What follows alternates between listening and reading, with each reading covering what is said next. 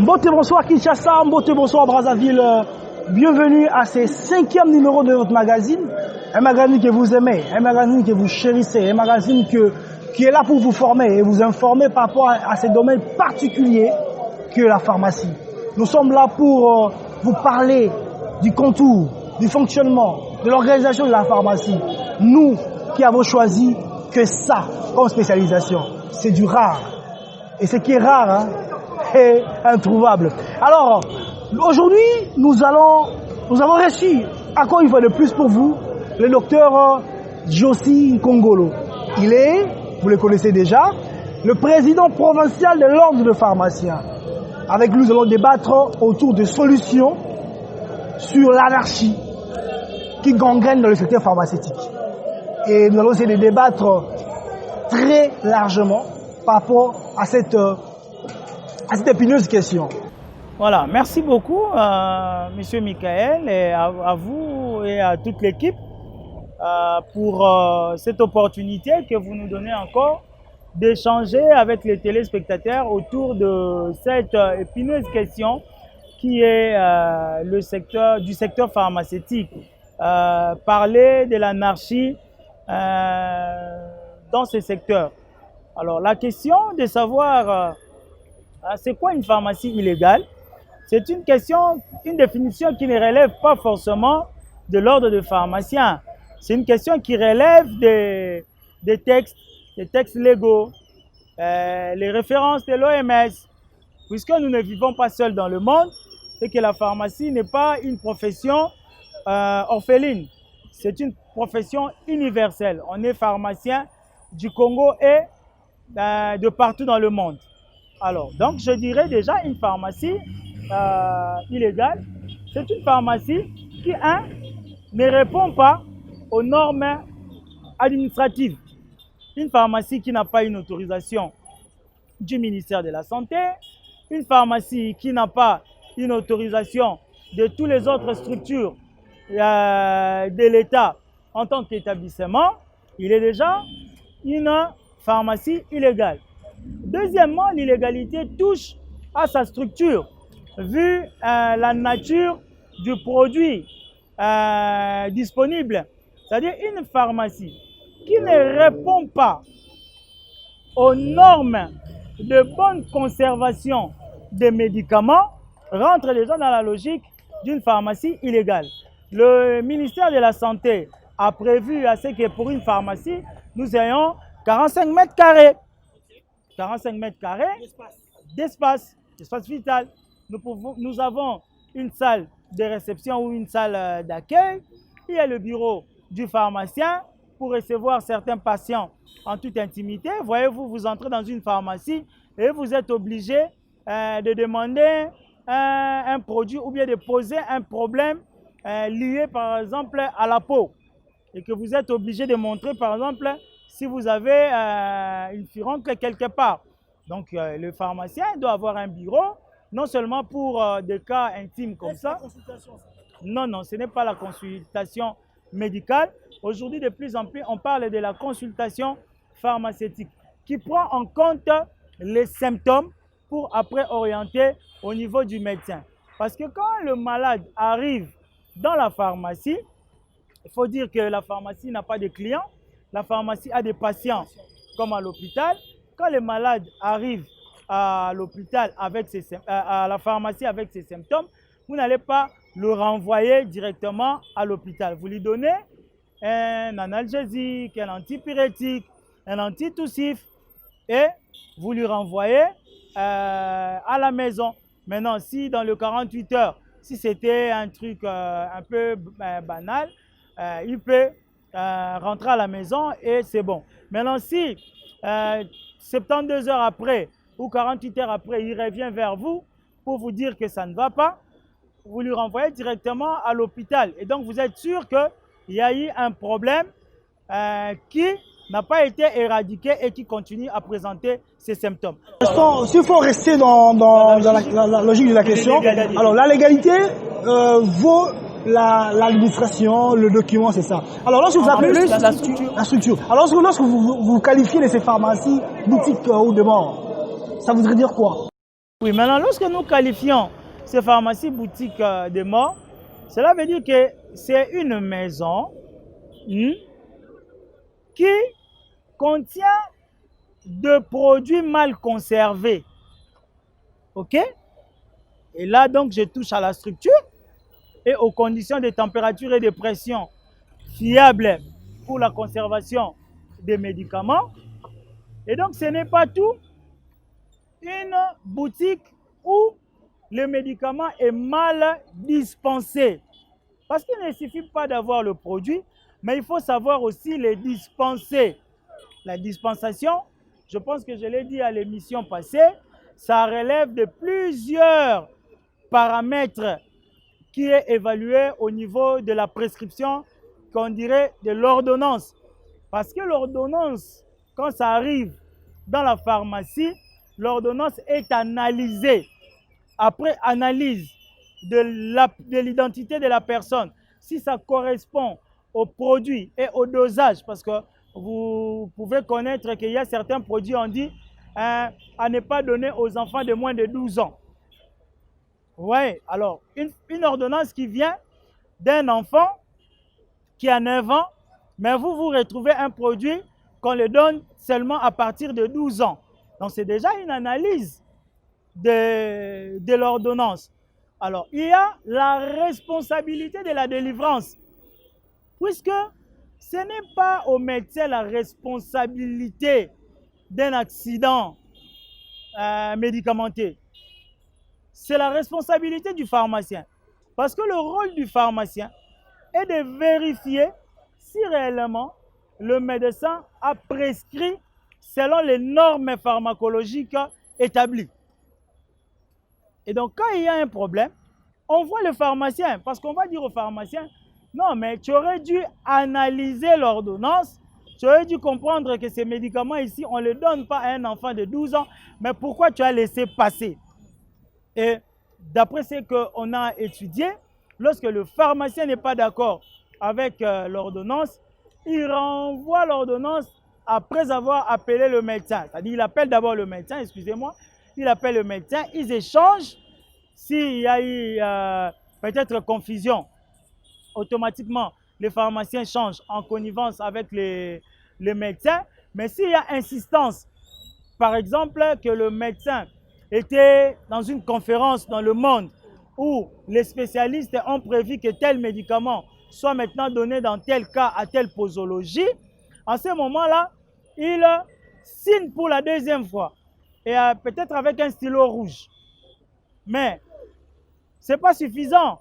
C'est-à-dire, si cette insistance, le pharmacien évalue et que ça expose les malades, le pharmacien est dans le droit de ne pas donner, de ne pas délivrer ces médicaments-là aux patients. Peu importe son argent, peu importe son influence, parce que nous agissons maintenant pour le protéger.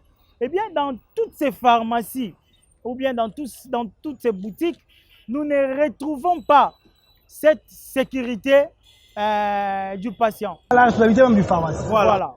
Monsieur Michael, c'est un domaine, si aujourd'hui nous parlons, c'est parce que nous comprenons réellement la population. Un ventre affamé n'a point d'oreille, donc ils ont du mal à nous écouter. Mais écoutez, si tu es affamé, tu n'as point d'oreille pour écouter, mais il faudrait bien qu'on t'appelle pour manger. Et donc, on peut te tirer par les bras. Et c'est ce qu'on essaye de faire. On tire la population par les bras pour qu'ils écoutent que venez manger. Docteur Jossi Kongolo, est-ce que, mesdames et messieurs, vous êtes en train de comprendre que le domaine de la pharmacie, c'est un domaine pas comme les autres. Un domaine qui demande beaucoup de responsabilités parce que la vie humaine en dépend. Docteur, êtes-vous conscient que dans ce secteur, le pharmacien, en parlant de pharmacie d'officine légalement établie, qui ont besoin de culture sont minoritaires? Exactement. Êtes-vous conscient que la majorité de pharmacies d'officine qui nous approvisionnent en termes de médicaments, bon, on ne peut pas ignorer qu'ils nous aident, hein, qui nous aident en termes de médicaments.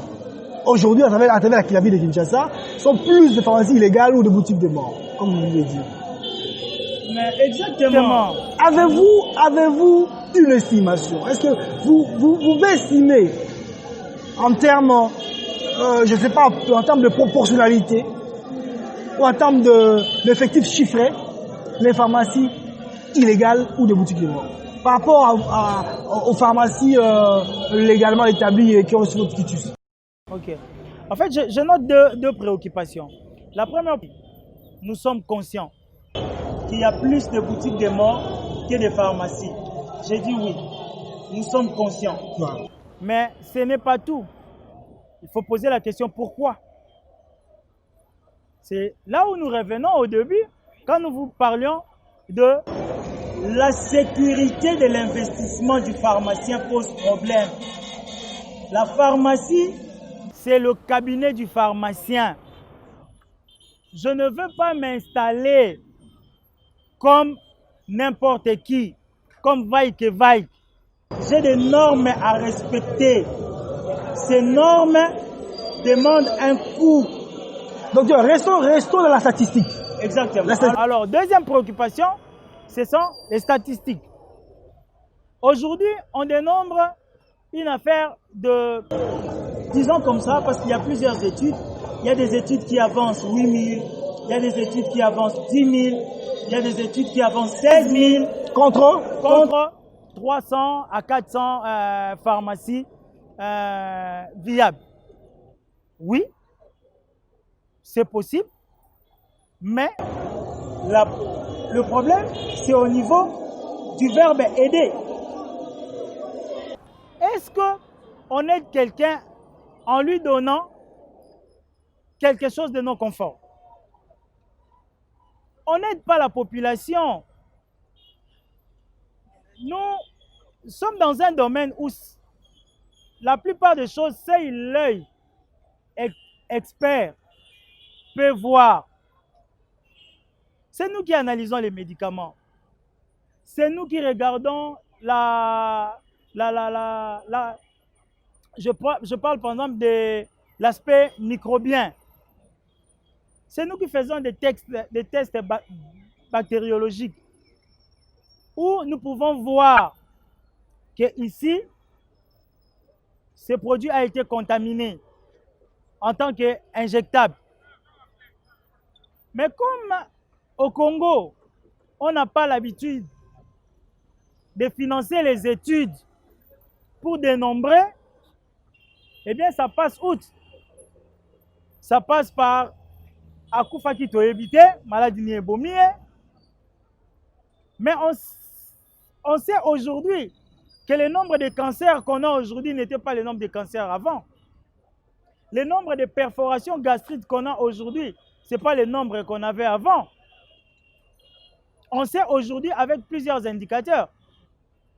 Monsieur Michael, en France, en 2014, une étude a démontré que chaque année, 12 000 personnes mouraient en France, tout simplement à cause des accidents médicamenteux. Là où les structures sont bien élaborées, là où la sécurité du patient est prise au premier plan, mais là-bas, il y a 12 000 personnes qui mouraient à cause des accidents médicamenteux. Combien de gens on n'a pas perdu parce qu'un diabétique se présente à l'hôpital, on lui donne un sérum glycosé au lieu de lui donner une solution physiologique. Combien de gens on n'a pas perdu comme ça? Combien de gens on n'a pas perdu après une appendicectomie aussi simple que ça, mais les antibiotiques qu'on avait donnés n'étaient pas conformes.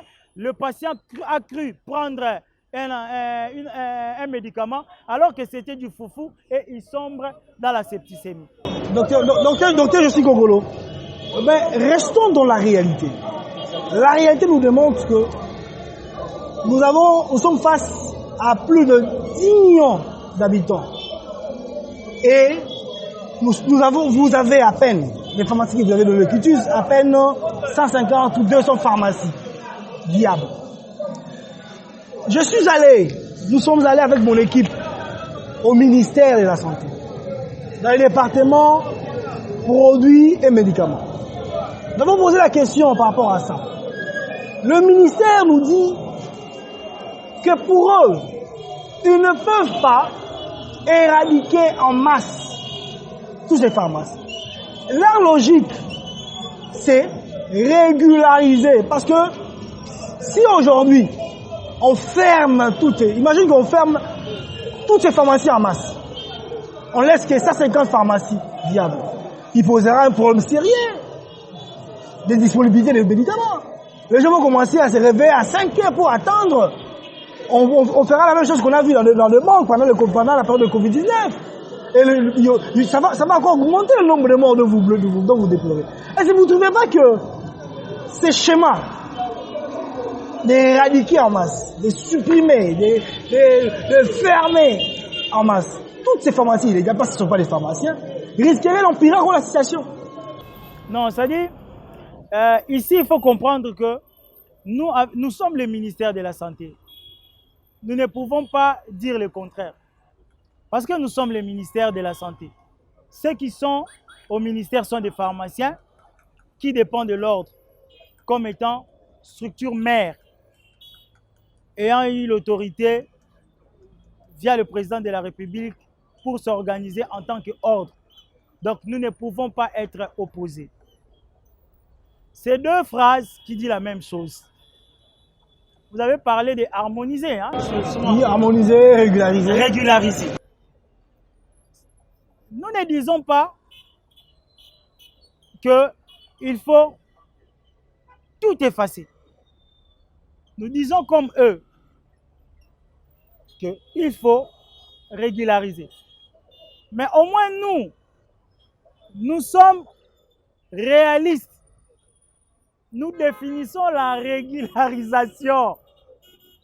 Quand j'ai défini la régularisation, je comprends que dans la régularisation, il faut avoir un établissement qui répond aux normes, n'est-ce pas? Je vous ai parlé des normes administratives et je vous ai parlé des normes de structure. Donc, vous comprendrez avec moi que déjà quand on va régulariser en termes de nombre de structures, beaucoup de pharmacies vont fermer. Parce qu'ils n'ont pas de structures adaptées. Deuxièmement, quand nous allons régulariser administrativement parlant, beaucoup de pharmacies vont fermer puisque le nombre de pharmaciens est aussi limité. Puisque qui dit régularisation dit la présence du pharmacien pour veiller sur les médicaments. Donc nous disons tout haut ce que les autres disent tout bas. Maintenant, ce n'est pas le chiffre d'aujourd'hui qui nous fait peur, non. Nous sommes à plus de 1200. Mais les 1200, peut-être 800, passez-moi l'expression, ont peur de perdre leur investissement. Est-ce que c'est aussi un problème du coût économique? Mais c'est ça. C'est-à-dire, qui va mettre de l'argent, 30 000 à 50 000 dollars, et le perdre aussi facilement? Personne. Alors que nous détenons un monopole. C'est-à-dire, la question de l'assainissement du secteur pharmaceutique prend plusieurs volets. Cette question désacralise même l'université. C'est-à-dire, aujourd'hui, si nous continuons dans cette logique, dont la faculté de pharmacie doit disparaître au Congo. Sinon, ça devient de la poudre aux yeux de nous autres. J'ai eu mon bac, j'aurais pu venir à l'IFASIC, j'aurais pu monter à l'INIKIN, à la faculté de communication pour être journaliste. J'aurais pu faire autre chose. Mais quand vous me dites, fais la pharmacie, le pays a besoin de vous, je monte à l'université, vous m'enseignez la législation et la déontologie, vous me montrez que dans ça, il y a un monopole, et quand j'arrive sur terrain, je trouve autre chose. C'est là où je dis, ça désacralise même l'université. Donc pour vous, pas de pharmacie sans pharmacien? Non, pas pour nous, pour ton bien. Parce qu'on ne peut pas concevoir une pharmacie sans pharmacien. Qui va analyser ta prescription? Qui va choisir le fournisseur? C'est-à-dire le pharmacien à l'officine, il n'est pas là pour te recevoir et te donner tes boîtes de paracétamol. Non. Il commence d'abord par analyser le fournisseur, le bon. Il dit, voilà, nous devons avoir cette liste de médicaments. On l'achète où? On s'approvisionne où? L'analyse, sur l'analyse, je ne peux pas vous donner rigueur, mais sur la qualité, docteur Jussi Kongolo, toutes ces pharmacies, officines illégales de Boussiguemont s'approvisionnent dans le même dépôt pharmaceutique. Nous sommes descendus l'autre fois avec mon équipe sur l'avenue Bas-Congo, là où il y a le grand dépôt pharmaceutique de Kinshasa. Nous avons vu comment le pharmacie s'approvisionne. D'ailleurs, nous sommes descendus, on a vu des gens, et les images vont passer, je crois qu'ils vont passer les images, on a vu des gens qui vendent même à même le sol. C'est-à-dire, je peux venir, moi, Michael Mpa, j'arrive, je dis j'ai besoin de 4 boîtes de clophénal, on me donne. Ah, je pense que... C'est-à-dire que le problème de la qualité ne se pose pas parce que ce soit les pharmaciens qui viennent de l'université et les pharmaciens, en fait, la personne qui vend, hein, je ne sais pas comment on fait le dire, qui est dans la pharmacie, vous tous, vous approvisionnez dans les mêmes dépôts pharmaceutiques. Voilà, je pense que vous venez de me mettre de l'eau dans la bouche. En tout cas, vous me mettez des mots dans la bouche. Tous les médicaments qu'il y a dans nos pharmacies ne proviennent pas forcément du même lieu d'approvisionnement. C'est un domaine où les gens sont facilement tentés. Tentés au bénéfice, tentés à la part du gain, parce que vous remarquerez que chacun a son prix. Si tout le monde achetait au même endroit, toutes les pharmacies auront le même prix. Mais pourquoi les pharmacies n'ont pas le même prix? Ça, c'est un. De deux, c'est une faute grave des grossistes. Qui leur donne ce droit de déposer les médicaments dans les marchés parallèles? Qui leur donne ce droit? Aucun texte. Donc, ils se sont réveillés un matin et ils ont commencé à donner les médicaments à tout celui qui viendra. On n'a pas l'historique, on peut trouver des justifications, on peut trouver des mots, mais ça ne justifie pas la violation de la loi. Mais dans ces dépôts pharmaceutiques, il y a des pharmaciens à l'intérieur. Ça se passe au vu au sud de... Exactement. Non. C'est là où nous venons vers l'autorité pour dire que nous avons une pression des employeurs. Ils sont des humains. Ils se retrouvent au chômage.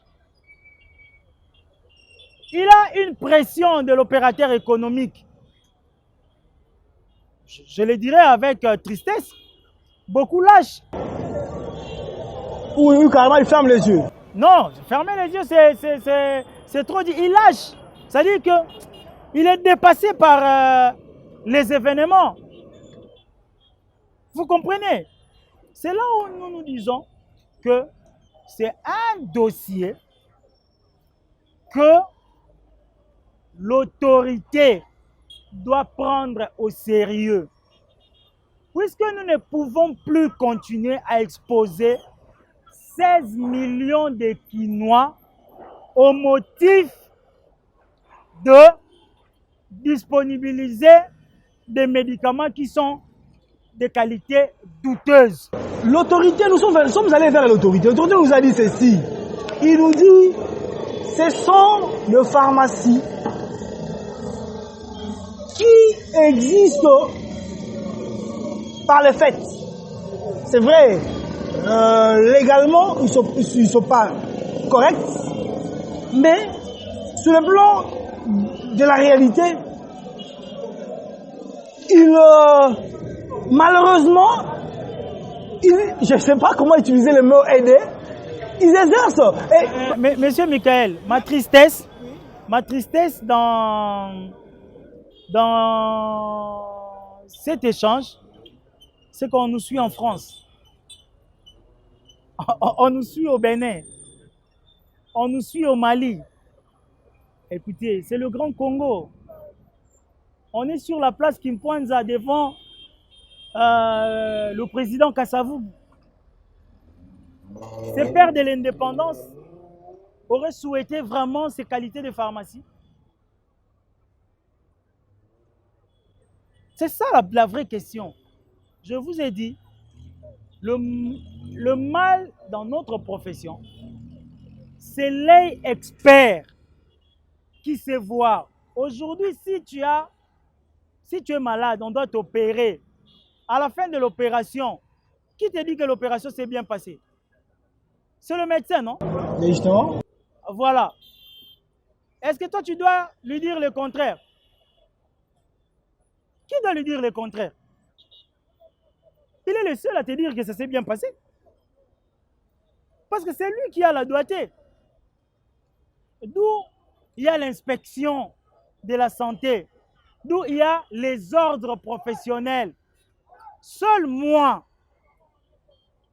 qui peux être capable de détecter les failles, l'erreur, la faute d'un autre pharmacien et vice-versa. Ce n'est pas le commun des mortels.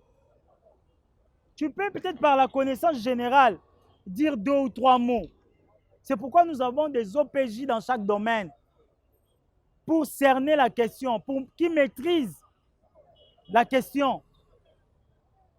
Nous vous disons que nous avions atteint un niveau inacceptable d'exposer la population face aux médicaments de mauvaise qualité. Nous n'avons malheureusement pas de statistiques, mais ça saute aux yeux les maladies que nous avons aujourd'hui. Ça saute aux yeux le nombre de décès que nous avons aujourd'hui. Et là, je ne suis que dans le domaine médical. Mais nous pouvons balayer plusieurs domaines ici qui est déstabilisé parce que la pharmacie est déstabilisée. Nous allons lancer la couverture santé universelle, Monsieur Michael. Qui va rassurer que ces médicaments-là coûtent réellement ces prix-là? Qui va rassurer que ces médicaments-là aient de qualité? Docteur, je suis congolo. Je suis congolo. Vous êtes sans savoir que les pharmaciens n'ont pas de capacité économique. Votre secteur est envahi par les opérateurs économiques qui n'ont rien à voir avec la pharmacie, ils viennent avec la masse monétaire. Alors, nous avons posé la question à l'autorité. Nous sommes partis voir l'autorité, le ministère de la Santé. Le ministère a pris toutes les précautions pour vérifier la qualité des produits. D'ailleurs, il a même livré une autorisation. L'autorité m'a montré un document qui est vraiment très bien. D'ailleurs, tu peux même pas le dupliquer ou le falsifier. Parce qu'il y a un code QS. Un QS, je crois, ça s'appelle comment? QS. QR code. Un QR code. Alors, dès que vous présentez le document pour l'importation, donc avant d'importer le produit, vous devez être muni de ces documents. Or, en amont, on doit d'abord vérifier vos produits, la qualité. Parce qu'ils travaillent avec l'OCC. Il y a la mère qui est là, la poste qui est là. Donc, déjà, sur le plan de la qualité, je ne vois pas pourquoi vous restez là-bas. Non, voilà, Monsieur Michael. C'est là où je suis un peu content de ça, de votre question. La qualité des médicaments n'est pas figée. C'est ça le problème. C'est-à-dire, le médicament que tu tiens en tes mains, une fois venu chez moi, ne gardera pas forcément la même qualité. Voilà pourquoi de l'industrie pharmaceutique, du fabricant, où il y a un pharmacien, ça doit passer chez un distributeur, où il y a un pharmacien, au niveau international, et ça doit passer chez un grossiste national, où il y a un pharmacien, pour rassurer qu'il garde les mêmes conditions que le fabricant. Et au finish, ça doit passer dans une officine pharmaceutique pour rassurer que je garde les mêmes conditions de conservation que le fabricant. Alors la faille vient à quel niveau? Lorsque l'OCC reçoit le produit, il le reçoit du pharmacien fabricant. Ok, il analyse, il trouve que c'est bon. Il donne au pharmacien grossiste, distributeur, qui prend, qui à la limite garde les mêmes conditions. Maintenant, le pharmacien grossiste donne à une boutique qui, lui, à son tour, ne rassure pas de ses conditions. Au finish, l'effort du fabricant à donner des médicaments de qualité tombe à l'eau. C'est là où vous entrez dans une pharmacie, vous voyez des médicaments rancis, vous voyez des médicaments expirés parce que personne ne savait suivre, vous voyez des médicaments falsifiés parce que y a de ceux-là qui sont il y a la part du gain qu'ils achètent n'importe où. Il y a des termes aujourd'hui, on parle de fournisseurs qui achètent n'importe où. Monsieur Michael, nous avons vu dans ce pays ici combien les gens cherchaient de la chloroquine et que la chloroquine qui s'est présentée était de mauvaise qualité. C'est un exemple. Mesdames et messieurs, nous étions aujourd'hui en train de parler de la solution face à l'anarchie qui gangrène les secteurs de la pharmacie. Nous étions descendus au niveau du ministère pour parler avec la direction produits et médicaments, direction produits et médicaments, je voulais dire, pour poser des questions les plus épineuses par rapport à l'anarchie. L'autorité nous répond que politiquement, on ne peut pas éradiquer toutes les pharmacies, quoi qu'elles soient illégales, parce que le nombre de pharmaciens qui sont légalement formés et qui ont le cutus est mineur. Alors, ces gens arrivent quand même à combler les vides. Alors, ils sont venus voir l'autorité des pharmaciens, les femmes de pharmaciens. Il a la même logique qu'eux. Mais seulement, il dit, ils doivent réfléchir dans la définition de la régularisation. Alors, c'était un plaisir pour me recevoir, Dr. Jussi Kongolo. Mais je vais vous donner un tout dernier tour de parole. Dr. Jussi Kongolo, quelle est la solution face à cette inadéquation liée au nombre surtout de l'effectif? Que faut-il faire? Que faut-il préconiser? La solution à ça, c'est que nous, les pharmaciens, pour ce qui est de la ville de Kinshasa, nous sommes en nombre capable de pouvoir distribuer ou dispenser des médicaments de qualité dans la ville de Kinshasa. J'ai bien dit. La ville de Kinshasa. Nous sommes en nombre capable. Pour la ville de Kinshasa. Pour la ville de Kinshasa. Parce que c'est ma ville. Nous sommes en nombre capable. Nous ne sommes pas à 1200, nous sommes à 1200. Nous ne disons pas que tout le monde sera à l'officine. Mais le nombre que nous mettrons à l'officine, 1000 personnes, serait suffisant pour dispenser des médicaments de qualité. Seulement, au stade actuel, l'investissement que nous allons faire doit être sécurisé. Nous avons la crainte de pouvoir, en tout cas, si pas jeter de l'argent. Puisqu'il y a parmi nous des gens qui ont ouvert, fermé après, il y a des gens qui ont abandonné, il y a des gens qui ont été déçus de ce projet.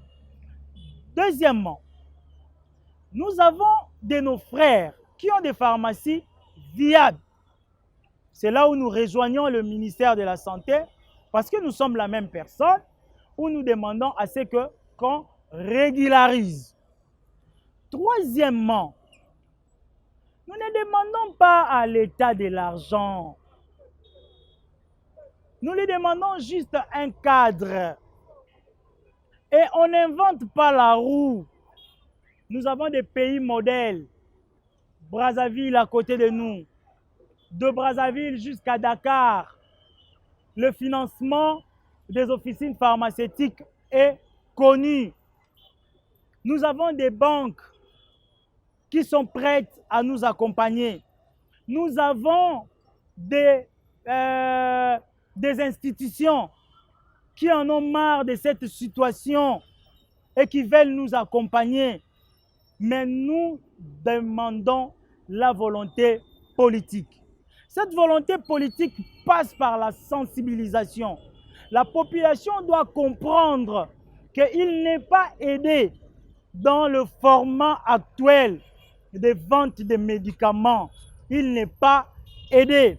Il n'a pas les statistiques, mais nous les hommes terrain, nous lui disons que nombreux meurent à cause des médicaments. Nombreux dépensent beaucoup d'argent à cause des médicaments de mauvaise qualité. Quelqu'un qui devait faire 2 jours à l'hôpital, puisqu'il a pris un médicament de mauvaise qualité, il fait 8 jours à l'hôpital. Il dépense encore beaucoup d'argent. Et ça, ce n'est pas aidé. On peut vous présenter une solution de facettes, mais c'est juste pour un temps. Nous vous apportons, nous, vos enfants, que vous avez envoyés à l'université de Kinshasa, dans les universités de ce pays et partout dans le monde pour étudier la pharmacie, nous vous demandons de nous faire confiance. Nous demandons aux autorités de mettre ce pays à la hauteur de sa grandeur. Nous ne devons pas recevoir les invités, les touristes et exposer leur santé par rapport aux pharmacies que nous avons. Aujourd'hui, si un Belge venait nous voir et qui faisait un tour à Kisensu, il tombait malade, on va rentrer en ville pour lui donner les médicaments? Alors si tel est le cas, prenons les mauvaises pharmacies, ouvrons-les en ville. C'est là où on va comprendre, là où leur intérêt se présente. Le jour où il y aura des mauvaises pharmacies en ville, c'est ces jours-là qui vont courir pour qu'on assainisse le secteur pharmaceutique. Coronavirus a touché les nantis, on a vu toute la mobilisation. Mais je parie même que si coronavirus avait commencé chez le pauvre, peut-être on n'aurait pas cette célérité. Si pas peut-être l'appui de l'OMS et tous les autres. Ne faisons pas cette erreur d'attendre toujours l'OMS. L'OMS, c'est moi, votre enfant. L'OMS, c'est votre enfant qui a étudié la pharmacie. Ne soyons pas complexés aux solutions qui viennent de l'extérieur.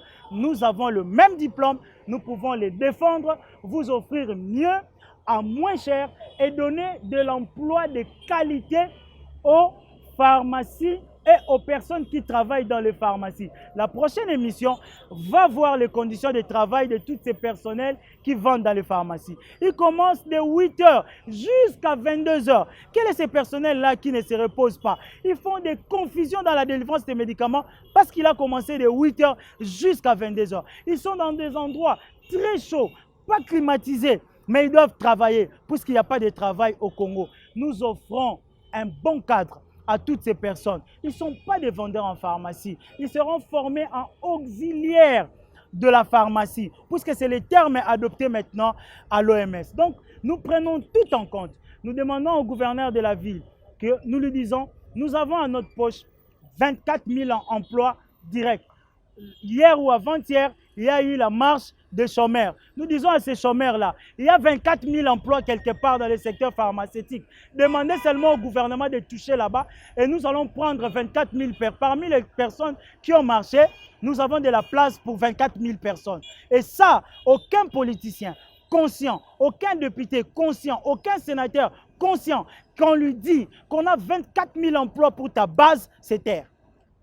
24 000 emplois dans le domaine pharmaceutique, tel est le dernier mot de Dr Josy Kongolo. Je vous rappelle qu'il est le président provincial de tous les pharmaciens de Kinshasa. Avec lui, nous avons débattu sur la solution à apporter face à l'anarchie qui gangrène le secteur de la pharmacie. Il a donné sa position, mais il reste strict sur la qualité et sur l'exercice du pharmacien dans son secteur. Mesdames et messieurs, c'est pour vous, Michael Mpa qui a présenté pour vous cette émission. Je dis un grand merci à Salon Bangola, mais je vous promets que la fois prochaine, nous allons tourner avec un membre du ministère.